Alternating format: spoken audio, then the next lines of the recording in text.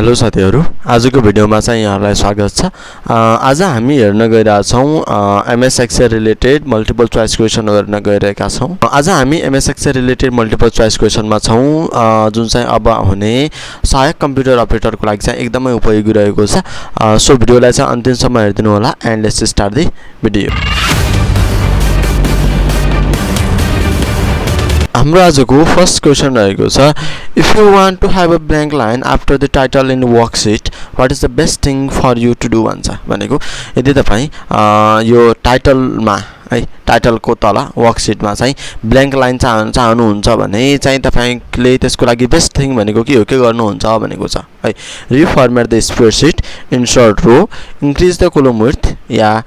Use space bar है। के गर्ने, रिफर्मेट गर्ने कि रो इन्सर्ट गर्ने या यो कोलमको विड्थ इन्क्रिज गर्ने या स्पेस बार युज गर्ने। र हामीलाई इन्सर्ट लाइन चाहिन्छ भनेपछि इन्सर्ट लाइनहरु चाहिन्छ भने हामीले के गर्ने हो, एउटा रो इन्सर्ट गर्ने हो। इन्सर्ट गर्नु छ भने हामीले रो इन्सर्ट गर्ने भयो। त्यसपछि छ, in order to arrange the countries from those whose highest population to whose the lowest, you need to sort the population in field dot dot भन्छ। यदि हामीले कन्ट्रीजहरुको पपुलेसनहरुलाई अरेन्ज गर्दै छौं भने त्यसमा हामीले कसरी गर्नु भनेको छ, पहिला हाईएस्ट पपुलेसन आउने भन्छ, त्यसपछि लोएस्ट भनेको माथिबाट तल आउने भनेको छ भने त्यो कन्डिसनमा हामीले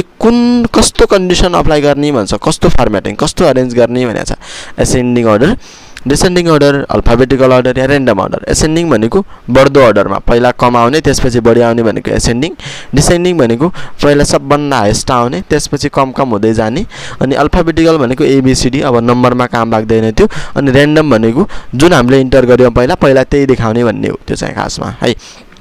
र यदि हामीलाई पहिला हाईएस्ट त्यसपछि लोएस्ट टर्महरु देखाउँदै जाने हो भने हामीलाई चाहिन्छ डिसेन्डिङ अर्डर। डिसेन्डिङ अर्डर भनेको पहिला सबभन्दा ठुलो आउने त्यसपछि सानो गर्दै गर्दै सबभन्दा सानो आउने लास्टमा। त्यसै गरी छ, in order to perform a calculation in a spreadsheet you need to use a dot dot है। स्प्रेडशीटमा क्याल्कुलेसनहरु गर्नको लागि हामीले के युज गर्नुपर्छ, टेबल, फर्मुला, फिल्ड या भेरिएबल है।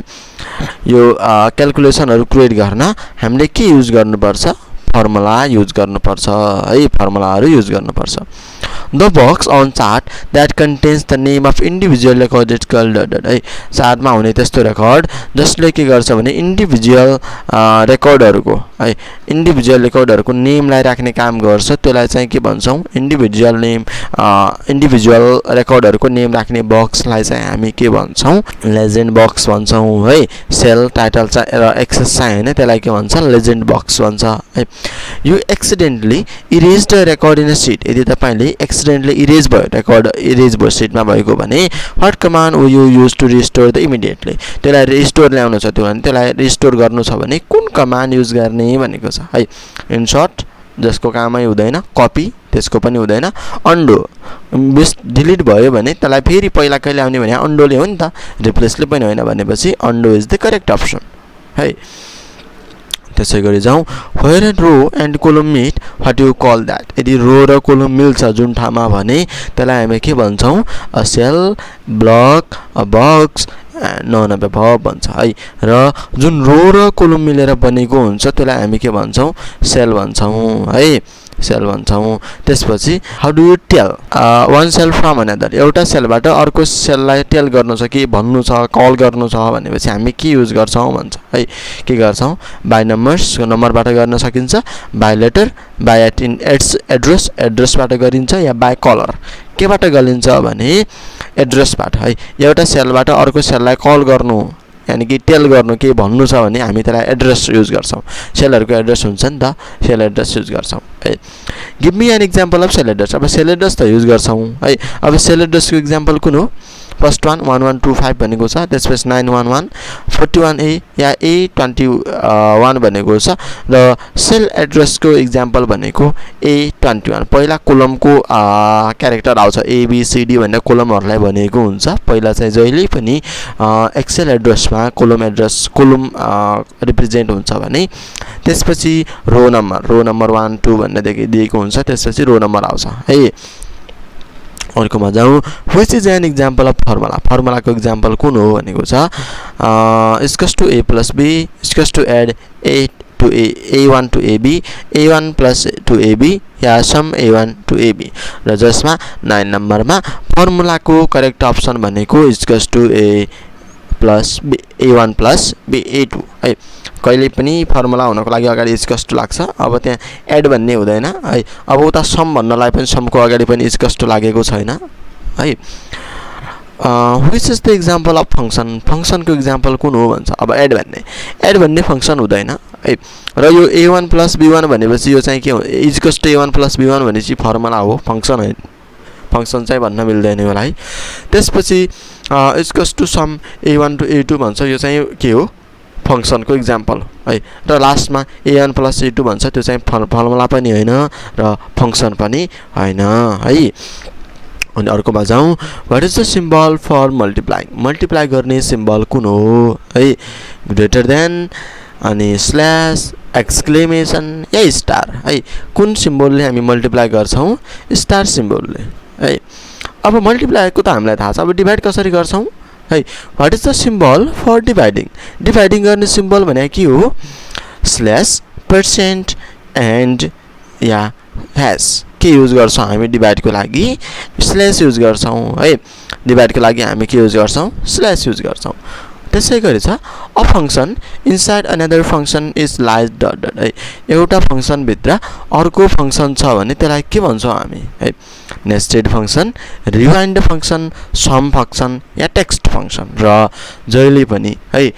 पनि एउटा फंक्शन भित्र अर्को फंक्शन छ भने त्यसलाई के भन्छौं हामी नेस्टेड फंक्शन भन्छ है नेस्टेड फंक्शन भन्छ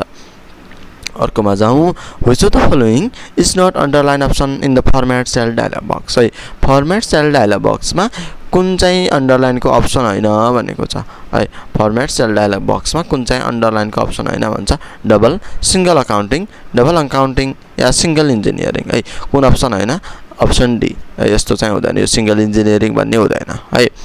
formula in Excel starts with dot dot है एक्सेल मा फर्मुला केबाट स्टार्ट हुन्छ भन्छ है एक्सेल मा फर्मुला केबाट स्टार्ट हुन्छ % बाट हुँदैन अनि त्यसपछि इक्वल्स टु छ प्लस छ र माइनस छ र फर्मुला जहिले पनि एक्सेल मा फर्मुला स्टार्ट विथ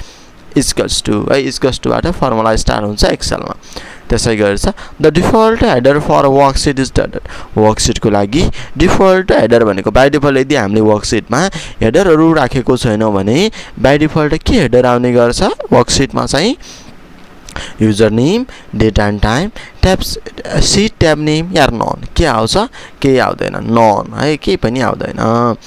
त्यसै गरी अर्को छ which of the following is not option of spelling dialog box है स्पेलिङ डायलॉग बक्स मा कुन चाहिँ अप्सन हुँदैन भन्छ है कुन अप्सन हैन भनेको छ इग्नोर अल एडिट या चेन्ज कुन चाहिँ यो स्पेलिङ डायलॉग बक्स को अप्सन हैन त है र स्पेलिङ डायलॉग बक्स मा कुन अप्सन हुँदैन भने एडिट भन्ने अप्सन हुँदैन है इग्नोर हुन्छ इग्नोर अल पनि हुन्छ चेन्ज पनि हुन्छ तर एडिट भन्ने अप्सन चाहिँ हुँदैन नम्बर 18 मा पुछौं हामी which of the following method will net enter data in the cell net enter data को लागि चाहिँ कुन मेथड युज हुन्छ भन्छ press the ESC key pressing and arrow key त्यसपछि pressing the tab key clicking the enter button of the formula bar भन्छ है will not enter data भनेको है नेट भाषा नट इन्टर हो यहाँनिर चाहिँ नट इन्टर भन्न खोजेको अलि मिस्टेक भएर रहेछ है र नट डेटाहरु इन्टर गर्नु छैन भनेपछि चाहिँ हामीले कुन मेथड युज गर्छौं भने ESC प्रेस गर्छौं है कीबोर्डबाट ESC की प्रेस गर्दाखेरि त्यो चाहिँ इन्टर हुँदैन है अर्कोमा छ the cell reference of a cell G2 to M12 is dot G2 देखि M12 सम्मको सेल रेफरेन्स को एक्जाम्पल कुन हो भन्छ है G2.M12 G2 सेमिकोलन M12 अनि G2 टु M12 र G2 टु M12 भनेको छ र जसमा सेल एड्रेस को रेन्ज भनेको है G2 देखि M12 सम्मको सेल एड्रेस को रेन्ज भनेको option C G2 to M12 है कहिले पनि यस्तो कोलन सिम्बल युज हुन्छ है कोलन सिम्बल युज हुन्छ रेन्ज देखाउन परेपछि ड्याश चाहिँ युज अरु युज हुँदैन ड्याश पनि युज हुँदैन पोइन्ट पनि युज हुँदैन र सेमिकोलन पनि युज हुँदैन त्यसै गर्छ what is the shortcut key for creating a chart from the selected cell range है सिलेक्टेड सेल रेन्ज बाट चार्ट क्रिएट गर्ने सर्टकट की कुन हो भन्छ है you have to F4, F8 yeah F11 र कहिले पनि सिलेक्टेड टेक्स्टहरुबाट सिलेक्टेड सेल रेन्जबाट सिलेक्टेड गरेको सेल रेन्जबाट अटोमेटिकली चार्ट क्रिएट गर्नु छ भने हामी प्रेस गर्छौं F11 है F11 प्रेस गरेपछि हाम्रो चाहिँ के हुन्छ चार्ट क्रिएट हुन्छ the software which contains rows and column is called row र कलमलाई कन्टेन गर्ने सफ्टवेयरलाई के भन्छ है रो र कलम हुने सफ्टवेयरलाई के भन्छ डेटाबेस ड्राइङ स्प्रेडशीट या वर्ड प्रोसेसिङ र रो र कलम कन्टेन गर्ने सफ्टवेयरलाई हामी भन्छौं स्प्रेडशीट भन्छौं है स्प्रेडशीट भन्छौं त्यसलाई हामी You can group non-contiguous worksheet with the non-contiguous worksheet हरु केले ग्रुप गर्न सक्छौ यदि हामीलाई non-contiguous भनेको सेलहरु जोइन नभएको सेलहरु या त्यस्तो डिफरेन्ट वर्कशीटहरुलाई कन्टेन गर्नु छ ग्रुप गर्नु छ भने हामी कसरी गर्छौं the alt plus enter key या the control and mouse the shift key and mouse या the group button on the standard toolbar है के युज गर्न सक्छौ हामी भनेपछि the control key and mouse र कन्ट्रोल की युज गर्दाखेरि नन इन्टिजर्स वर्कशीटहरु के हुन्छ ग्रुप हुन्छ है What is the auto complete feature of Excel? Excel को auto complete feature भने के हो भन्छ है it automatically completes abbreviated word abbreviated भनेको short form हरुलाई automatically complete गर्ने it completes text entries that matches existing entry in same column मा भएको existing text हरुलाई म्याच गर्ने र कम्प्लिट गर्ने या it completes text and numeric entries that match an existing entry in the same column पहिला भएको numeric entry हरुलाई हैन same match हुँदैछ भने existing entry हरु सेम column मा राख्ने भन्छ it completes text entries that match an existing entry of same workbook को existing text हरुलाई यो म्याच गरेर राख्ने भने हो त्यो चाहिँ है र जसमा करेक्ट अप्सन भनेको option B it complete text entries that match existing entry in the same कोलममा भएको है सेम कोलममा भएको पुरानो टेक्स्ट एन्ट्रीहरुलाई म्याच गरेर नयाँ टेक्स्ट एन्ट्रीहरुलाई एक्जिट गर्ने भने राख्ने भने हो है खासमा चाहिँ अटो कम्प्लिटको काम भनेको which of the following is correct भन्छ तलको मध्ये कुन चाहिँ करेक्ट हो है ल कुन करेक्ट हो is equals to average 4 5 6 7 8 is equals to average a1 b2 b1 c1 is equals to average a9 a9 to a1 to a9 र b1 to be भनेको छ र all भनेको छ र जसमा इन द 24 मा चाहिँ करेक्ट अप्सन भनेको all है सबै चाहिँ करेक्ट हो भन्छ है Which of the following function will return a value of 8 तलको मध्ये कुन फंक्सनले 8 भन्ने भ्यालु रिटर्न गर्छ है यो क्वेशन चाहिँ लगभग धेरै चोटी सोधिएको प्रश्न हो रहेको छ यो चाहिँ है कुन अप्सनले 8 भ्यालु रिटर्न गर्छ भनेको छ राउन्ड अफ 8.9999,0 है राउन्ड डाउन 8.4990 त्यसपछि राउन्ड 8.4990 या ओन्ली बी एन्ड सी भनेको छ र जसमा 25 मा रहेको छ ओन्ली बी एन्ड सी जसमा अप्सन बी ले पनि के गर्छ यो 8 भ्यालु रिटर्न गर्छ भने अनि अप्सन सी ले पनि राउन्ड गर्दाखेरि पनि के आउँछ 8 भन्ने भ्यालु रिटर्न आउँछ है How to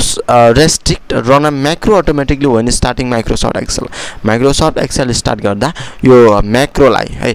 macro automatically start हुनुबाट कसरी restrict गर्ने भन्छ है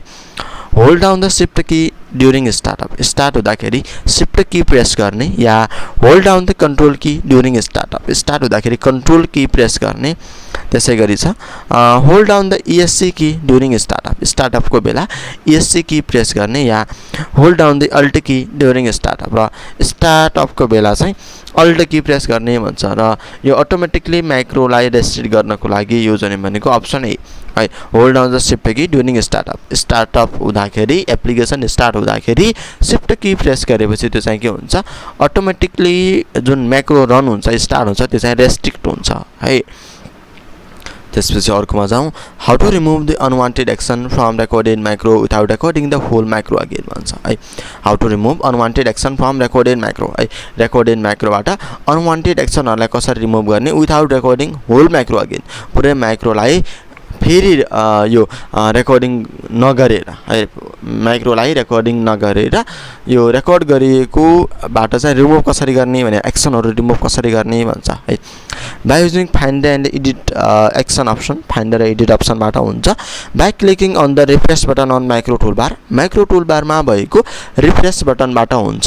त्यसैगरी by edit the micro in visual basic editor visual basic एडिटरमा माइक्रो एडिटबाट हुन्छ या micro can not be edited र माइक्रो चाहिँ एडिट हुँदैन भन्छ र करेक्ट अप्सन भनेको माइक्रो एडिट गर्ने भनेको यो भिजुअल बेसिकबाट हो है भिजुअल बेसिकबाट माइक्रोहरू एडिट गर्ने हो है माइक्रोहरू What should be add before a fraction to avoid entering as date? डेटहरु इन्टरिङ गर्नुभन्दा पहिला हामीले के फ्र्याक्सन राखिरहेछ भने त्यो डेट अभोइड गर्नको लागि त्यसलाई अभोइड गर्नको लागि हामीले के राख्नुपर्छ डबल स्ल्याश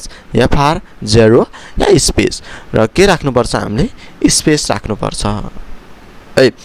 फ्र्याक्सनलाई अभोइड गर्छ जसलाई चाहिँ डेटको रूपमा लिदैन भन्छ है which of the following function will use to find the highest number in the series of number नम्बरहरु भएको सिरिजको म्याक्सिमम नम्बर यानी कि हाईएस्ट नम्बर फाइन्ड गर्नु छ है हाईएस्ट नम्बर फाइन्ड गर्नु छ भने हामी के युज गर्छौं भन्छ है Max b1 to b3 maximum b1 to b3 high b1 to b3 yeah highest b1 to b3 भनेको छ र हामीले यदि म्याक्सिमम नम्बर यानी कि हाईएस्ट नम्बर फाइन्ड गर्नु छ भने त्यसको लागि युज हुने फंक्सन भनेको म्याक्स